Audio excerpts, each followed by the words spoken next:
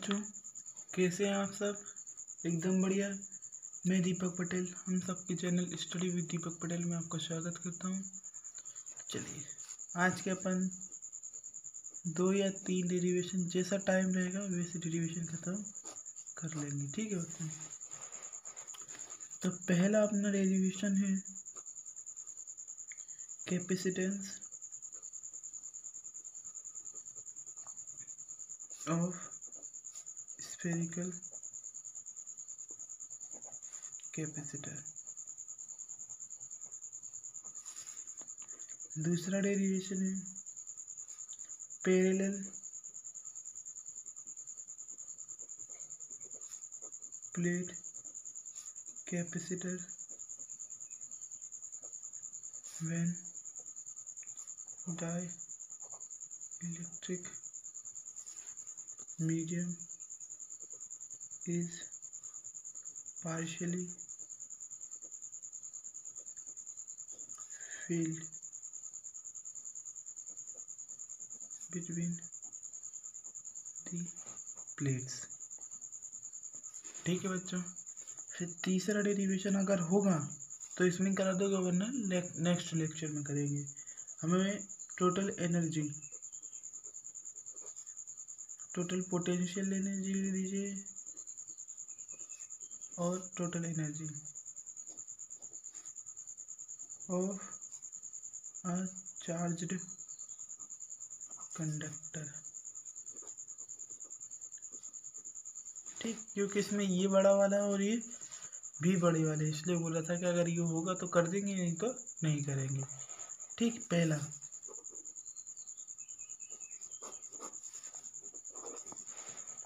इनकी थ्योरी मिल जाएगी।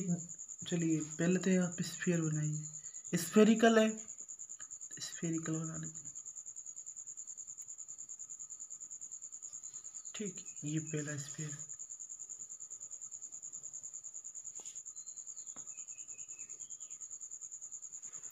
ठीक है बच्चों, दिख रहा है सही से? हाँ, सही से दिख रहा है। ठीक, मान लीजिए इसको ए प्लेट मान लीजिए, इसको बी प्लेट मान लीजिए, यहाँ से एक मेटोलिक रोड मान लीजिए। ठीक, इस पे positive charge due to induction negative charge generate हो गया। किस प्लेट पे? इनर सरफेस प्लेट बी पे, बी पर। ठीक है, तो इसकी ये रेडियस हो गई, तो इसको मान लीजिए ए, और इसकी पूरी रेडियस हो गई बी। आगे बच्चे समझ में कि नहीं आया? चलो इसको बड़ा ए मान लो, इधर से इसकी रेडियस बी मान लो इस बच्चे की। ठीक, इसकी टोटल रेडियस ये हो गई, इसकी यहाँ से यहाँ और फिर यहाँ से इसकी रेडियस ए। भी आ गया समझ में? ठीक, अब आएगा इलेक्ट्रिक पोटेंशियल। आपको याद है क्या रिलेशन इलेक्ट्रिक पोटेंशियल क्या होता है? याद है? V is equal to 1/4 pi e epsilon into q upon r. ये रिलेशन याद है क्या? याद होना चाहिए, क्योंकि ये रिलेशन बहुत इंपॉर्टेंट होता है। ठीक, अब देखिए, अगर ए प्लेट की बात करें तो प्लेट ए में क्या क्या है? प्लेट में ए में ए भी है और बी भी है। प्लेट बी सरफेस पे बी भी है। ठीक, so electric potential on plate ए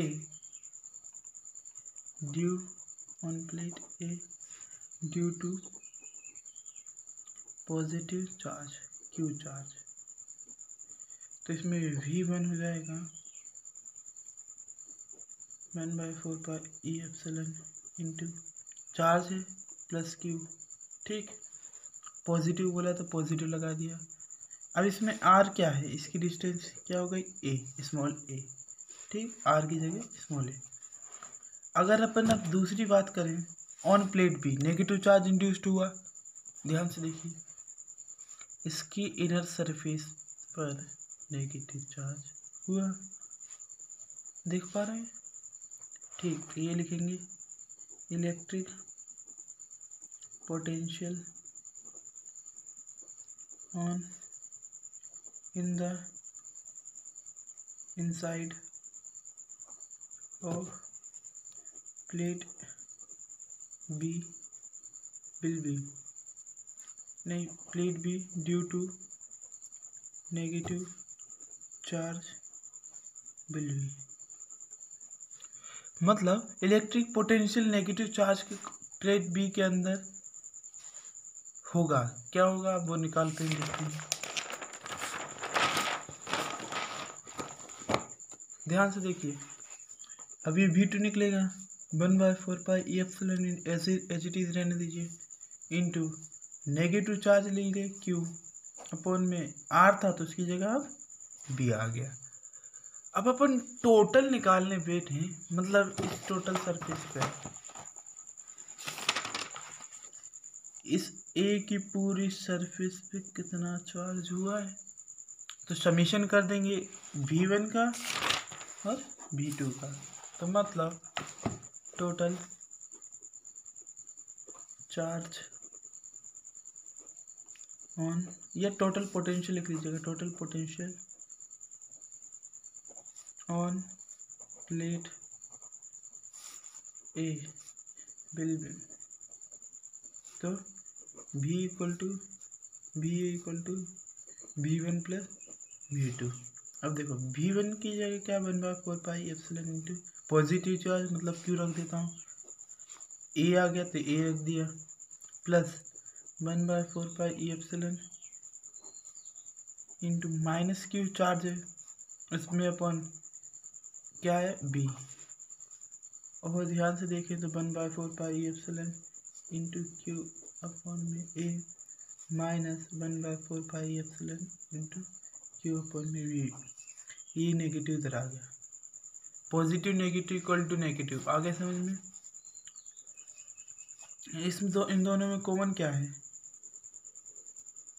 इतना, तो 1/4π इंटू Q, कॉन्स्टेंट बाहर निकाल लिया, अब बचा क्या 1/A minus 1/B equal to 1/4π into Q, तो ये इधर आ जाएगा B minus A upon AB। ठीक है बच्चे, इतना आगे क्या अपना अकेला ये पोटेंशियल ऑफ प्लेट ए निकला है, पोटेंशियल ऑफ प्लेट ए निकला है। अब अपनी बारी potential of plate B, total potential on plate B of outer surface, बच्चों जिंदगी की हर एक चीज याद रखिएगा कि अगर किसी भी सरफेस के ऊपर कोई चार्ज प्रेजेंट नहीं होता है, आ रहा है समझ में, इनसाइड अ कंडक्टर और capacitor no charge in it, मतलब उसके ऊपर कोई चार्ज नहीं होता है, मतलब भी अगर निकालने बैठे तो जीरो चार्ज, तो भी निकला भी निकला, कुछ नहीं है चार्ज। अगर हम टोटल पोटेंशियल निकालें, टोटल पोटेंशियल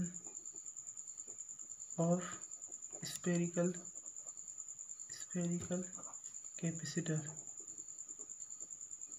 तो V इक्वल टू क्या हो जाएगा VA प्लस VB, तो VB की वैल्यू 0 आ गई, प्लस ये वैल्यू सारी की सारी वैल्यू ए के अंदर आ गई, मतलब टोटल पोटेंशियल क्या हो गया 1/4π into Q B minus A upon में AB, इतना आ गया। और अगर 0 ऐड करते तो वो सब आएगा, मतलब टोटल कितना हो गया, इतना पोटेंशियल निकला है। जो पोटेंशियल प्लेट ए का था वही पोटेंशियल टोटल पोटेंशियल निकला, ठीक है।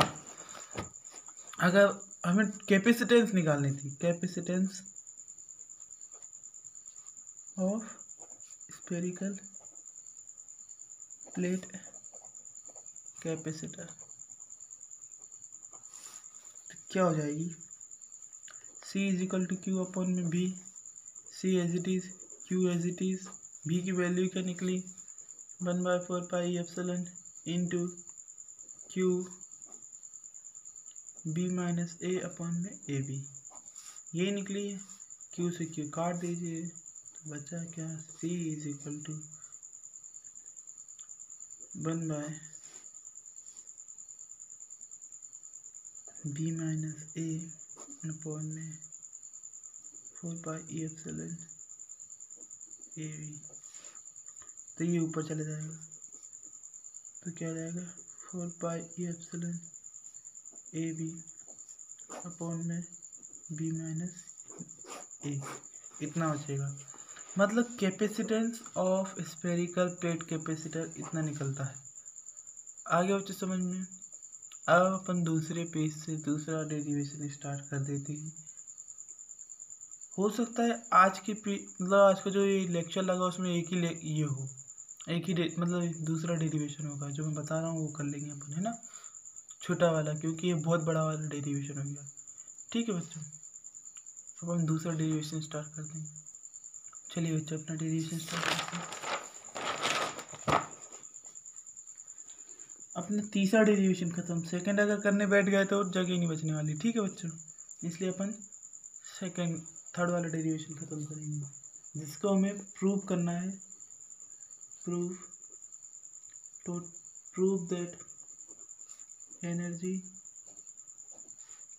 Of a charged conductor is directly proportional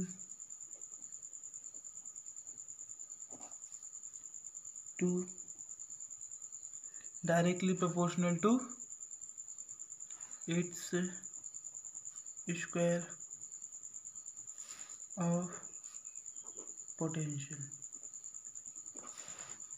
मतलब एनर्जी है तो एनर्जी अगर मान लीजिए पोटेंशियल भी होती है और काइनेटिक होती है, तो हम पोटेंशियल यूनिट मतलब पोटेंशियल एनर्जी निकालेंगे। तो potential is directly proportional to, ये प्रूव करना है, U directly proportional to V square. अब ये कैसे प्रूफ होगा ये देखिए। आप जानते हैं एक relation C is equal to Q upon में वी, अच्छे से जानते होंगे रिलेशन। अगर नहीं याद है भाई साहब याद कर लीजिए, शुरू का लेक्चर ही देखिए, शुरू मतलब इंट्रोडक्शन दिया था वो देख के ही आइए।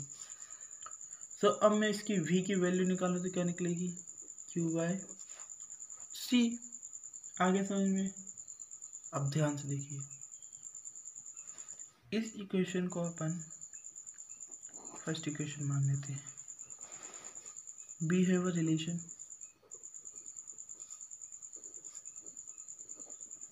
हमारे पास एक रिलेशन है क्या, potential is equal to work done upon में क्यू। ठीक है बच्चों, अगर हम वर्क डन निकालने बैठे तो वी क्यू, अगर हम स्मॉल वर्क डन निकालने बैठे, small work done, so small work done क्या होगा, डी भी क्यू, या और इसकी जगह ये भी लिख सकते हैं D W equal to V into D Q. Small charge के कारण स्मॉल वर्क डन, इस स्मॉल चार्ज के कारण स्मॉल वर्क डन निकला, small work done due to small charge. ठीक है बच्चों, अगर आप b की वैल्यू देखें फ्रॉम कहाँ से, फर्स्ट इक्वेशन, तो D W equal to V Q by C into D Q. आ रहा है समझ में बच्चों, बढ़िया है। अब मेरी बात सुनिए, ये तो स्मॉल वर्क डन निकल चुका है। अगर हम टोटल वर्क डन निकालने जाएं, total work done, so total work done में इंटीग्रेशन होता है जीरो से वर्क डन की तरफ जी डब्ल्यू। अब ध्यान से देखिए, ये क्यू बाय सी है, ठीक, तो कहाँ से, जीरो से शुरू करेंगे और हमें ड्यू टू स्मॉल था या full charge, due to charge लिख दीजिए, ड्यू टू चार्ज। चार जैसे क्यू बन जाएगा, जीरो से क्यू की तरफ, Q by C into D Q. अब क्यू है तो हम किसको छोड़ेंगे, सी को, मतलब 1/c कांस्टेंट है तो बाहर आ गया। ठीक बच्चों, अब बचा क्या, 0 क्यू इंटू डी क्यू। सो ये क्या हो जाएगा, W इंटीग्रेशन में इससे काट देगा और ये upper limit minus lower limit हो जाएगी। So upper limit minus lower limit equal to 1/c। अगर आपने एक फॉर्मूला पढ़ा है 10th में या 11th में पढ़ना है तो इंटीग्रेशन, अगर x to the power dx दे रखा है, अगर इंटीग्रेशन दिया हो तो आपको क्या करना पड़ता, x n+1 अपॉन में n+1 ऐसा। तो यहाँ x की वैल्यू 1 है तो n की वैल्यू 1 थी, तो यहाँ q की वैल्यू 1 है तो क्या जाएगा, इंटीग्रेशन चल रहा है ना, तो इंटीग्रेशन से हो जाएगा, डायरेक्ट हो जाता है q टू द पावर 1+1 आ रहा है समझे, और 1+1। सही समझ में आ गया। अब ये क्यू जी, मान लीजिए अगर इसके ऊपर कुछ नहीं होता है, n यहाँ इसकी पावर n मतलब 1 था, इधर इसकी पावर 1 है, अगर n नहीं, n की जगह देखें तो इसके साथ 1 होता है, आ रहा है समझ में, कुछ भी ना हो इसके ऊपर 1 होता है, इसीलिए 1+1, n में 1 जोड़ेंगे तो कितना हो जाएगा 2। समझ पा रहे हैं आप, ठीक। इधर देखिए W 1/c, तो ये क्या जाएगा, q का स्क्वायर अपॉन में 2 q/0। ध्यान से देखिएगा, W इज इक्वल टू कितना, 1/c q square by 2q0। W equal to constant 2 तो 1/2c बाहर आ गया, q स्क्वायर q0।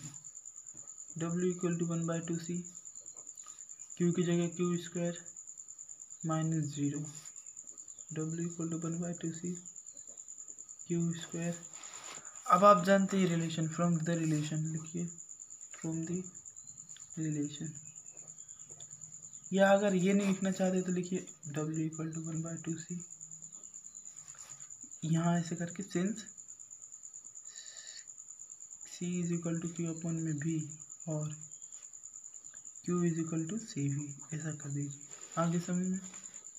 सो Q की जगह CV का whole square, W equal to 1/2c C square V square, एक C से C कैंसिल हो गया तो क्या हो जाएगा 1/2CV स्क्वायर। अगर मैं ये सभी कांस्टेंट हैं तो मैं इनको हटा देता हूँ, सी हो जाएगा, डायरेक्टली प्रोपोर्शनल हो जाएगा V स्क्वायर। आगे समझ बच्चों, work directly proportional to V square. अगर वर्क था तो वर्क निकाल लिया, अगर हमने एनर्जी निकाल, मतलब एनर्जी एक फॉर्म की वर्क ही है, वर्क को ही हम एनर्जी बोलते हैं। अगर यहाँ U आ जाए तो U लिख दीजिएगा, ठीक है बच्चों, बाकी सब सही है। इतना ही हमारा ये रिलेशन था। सो आज की वीडियो में इतना ही। हैव अ नाइस डे बच्चों, पढ़ाई करते रहिए, थैंक यू।